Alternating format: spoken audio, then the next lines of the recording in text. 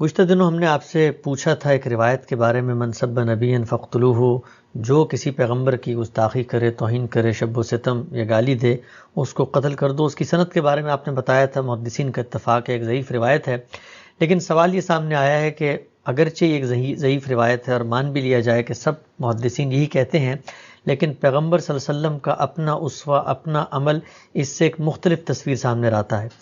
ابو رافع ہیں، ابن خطل ہیں، کعب بن اشرف ہیں، مختلف لوگ ہیں۔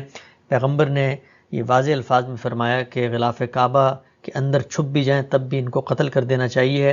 کہا جاتا ہے کہ ان لوگوں نے گستاخی کی تھی، ان کا جرم یہ تھا، اور پیغمبر نے اپنے عمل سے ثابت کیا کہ ان کا قتل کروایا جائے۔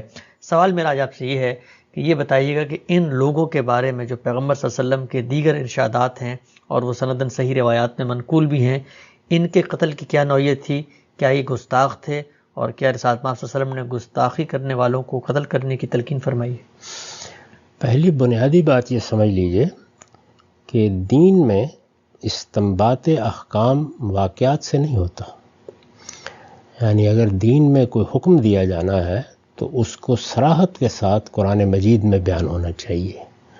رسالت مآب صلی اللہ علیہ وسلم قرآن مجید پر مبنی کوئی ہدایت دے رہے ہیں تو اس کو بھی آپ کے الفاظ میں صراحتاً بیان ہونا چاہیے، اس لیے کہ یہ کوئی معمولی بات نہیں ہے کہ کسی شخص کے بارے میں آپ یہ کہیں کہ اس کو قتل کر دو۔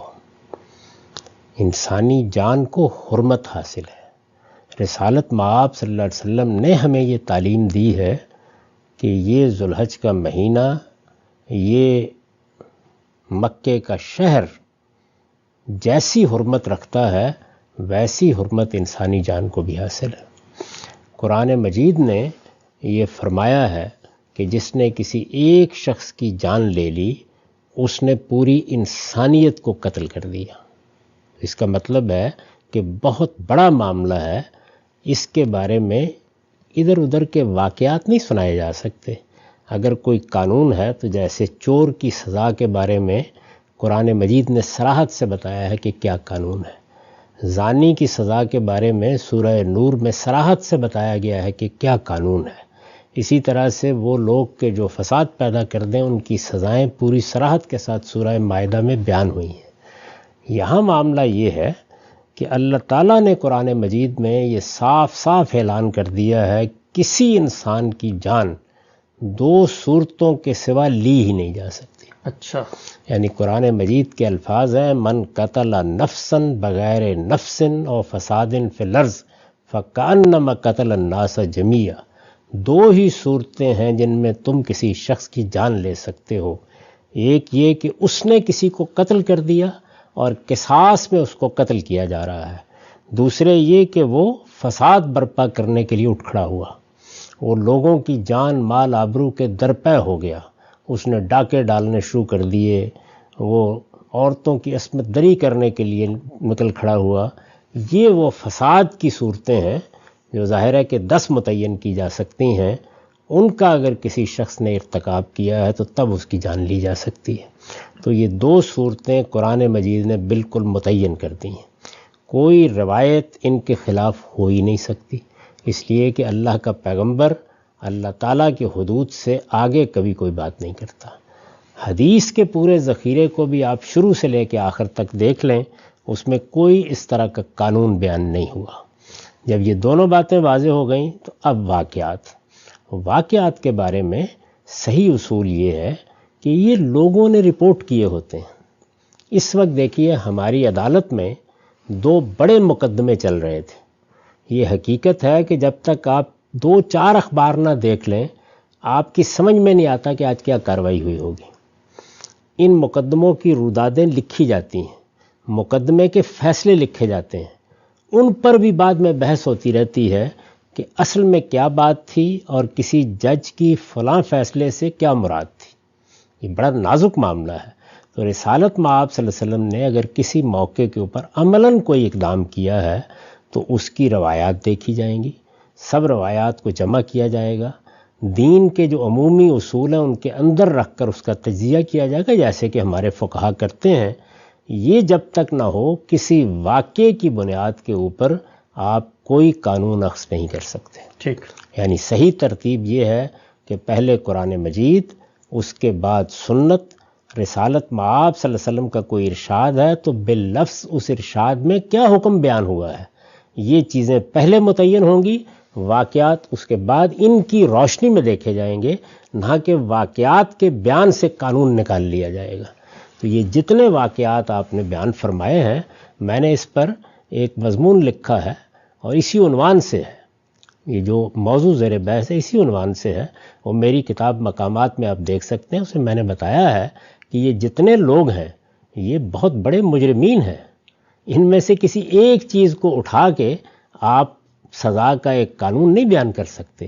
ان میں سے وہ لوگ ہیں کہ جنہوں نے قتل کا اقدام کیا ہے، جنہوں نے جنگی جرائم کا ارتکاب کیا ہے، جنہوں نے نہایت نازک موقعوں پر مدینے کے لیے خطرات پیدا کیے ہیں۔ یہ ابن خطلی، ان کو ایک ذمہ داری کے لیے بھیجا گیا، ایک انصاری ان کے ساتھ تھے، انہوں نے قتل کا اقدام کر ڈالا، اس کے بعد یہ فرار ہو گئے۔ تو اس طرح کے لوگ ہیں جن کے جرائم کی تحقیق کرنی چاہیے اور اس کے بعد یہ جاننا چاہیے کہ ان کو کیوں سزا دی گئی۔ یہ سب کے سب یا تو رسالت مآب صلی اللہ علیہ وسلم کا جو اتمام حجت کا قانون ہے اس کے تحت معاندین کی صف میں آتے تھے، اور یا یہ ہے کہ یہ فساد برپا کرنے والے لوگ تھے، اور یہی ہیں کہ جن کے بارے میں قرآن کہتا ہے کہ ان کو موت کی سزا بھی دی جا سکتی ہے۔ تو یہ ہے صحیح طریقہ کسی قانون کو سمجھنے کا، نہ یہ روایت صحیح ہے نہ ان واقعات کی تعبیرات صحیح ہیں۔ یہ واعظوں نے اس طرح کی چیزیں بیان کرنا شروع کر دی ہوئی ہیں، ان کی کوئی حیثیت نہیں۔ ٹھیک ہے صاحب، بہت ہی آپ نے تفصیل سے بیان فرمایا۔ ایک ضمنی سوال مجھے یہ بتائیے گا کہ یہ جن افراد کا ہم نے ذکر کیا، ان سے علیحدہ بھی اگر کوئی شخص گستاخی کر کے اس پہ اصرار کرتا ہے، بمانگ دہل کرتا ہے، بار بار کرتا ہے، تو کیا وہ بھی فساد فی الارض کا مجرم بن سکتا ہے؟ دیکھیے، سب سے پہلے تو طے کیجئے کہ وہ کون آدمی ہے۔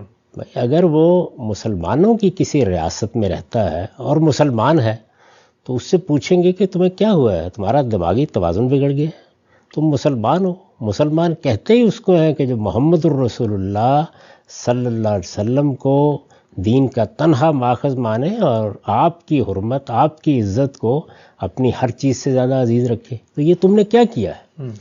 تو وہ شخص اگر فرض کر لیجئے کہ اس کے جواب میں یہ کہتا ہے کہ نہیں، میرا تو یہ مدعا ہی نہیں تھا، میں نے تو ایسی بات سوچی بھی نہیں، یہ بات تو اس محل میں ہو رہی تھی، میں مسلمان ہوں، میں رسالت مآب صلی اللہ علیہ وسلم کو اللہ کا آخری پیغمبر مانتا ہوں، تو مجھے یہ بتائیے پھر آپ کو کیا حق ہے کہ آپ اس کے گلے میں کوئی الزام نامہ لٹکائی دیں گے؟ اچھا، وہ سرکشی اختیار کر لیتا ہے اور یہ کہتا ہے کہ میں تو یہی کام کروں گا، تو اس میں کوئی شک نہیں کہ پھر وہ فسادی ہے۔ اس طرح کے فسادی لوگوں کے لیے قرآن مجید کی سورہ مائدہ میں اللہ تعالیٰ نے ایک پورا قانون بیان کر دیا ہے، اس کے تحت دیکھا جائے گا، نمٹا جائے گا۔ اس میں یہ بھی بیان کیا ہے کہ اگر مجرم کسی رعایت کا مستحق ہے تو اسے کم سزا بھی دی جا سکتی ہے، اور رعایت کا مستحق نہیں ہے تو سخت ترین سزائیں بھی دی جا سکتی ہیں۔ لیکن تلقین کرنا، نصیحت کرنا، پہلے اس کا مدعا پوچھنا، اس کو موقع دینا، یہ ساری چیزیں ہوں گی۔ وہ مسلمان نہیں ہے، آپ کی ریاست میں رہتا ہے تو یہ کہیں گے کہ بھائی تم مسلمانوں کے درمیان میں رہتے ہو، تو کیا تمہیں معلوم نہیں ہے کہ اس طرح کے معاملات میں آدمی کو شائستگی اور تہذیب سے کام لینا چاہیے؟ تنقید کرنا یہ تو ہر غیر مسلم کا حق ہے، اس لیے کہ وہ تو مانتا ہی نہیں ہے، لیکن تضحیق کرنا یا اس طرح کی توہین آمیز کلمات کہنا، یہ تو کوئی کسی کے ماں باپ کے بارے میں بھی کہے تو اس کی گوشمالی ہونی چاہیے اور اس کو تنبیہ کرنی چاہیے۔ اگر دنیا میں کسی جگہ کوئی آدمی یہ کام کرتا ہے تو ہماری تو وہ ریاست نہیں ہے، تو وہاں آپ کیا کریں گے؟ وہاں وہ آپ کی دعوت کا مخاطب ہے، اس کے سامنے اس چیز کو واضح کریں کہ تم کیوں یہ کر رہے ہو، اور اس کو بتائیں کہ رسالت مآب صلی اللہ علیہ وسلم کا دین کیا ہے، دعوت کیا ہے، پیغام کیا ہے۔